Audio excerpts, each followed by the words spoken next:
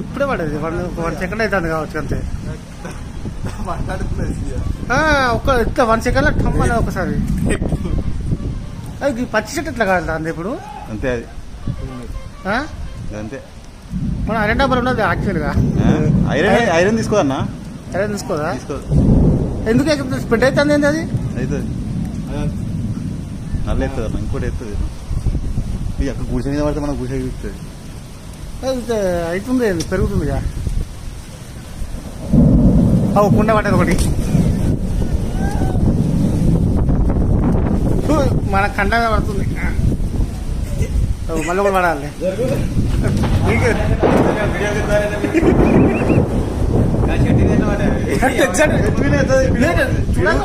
పిడుగు చెట్టు మీద వస్తుంది. కట్టు చెట్టు దామినే పడ్డది అది.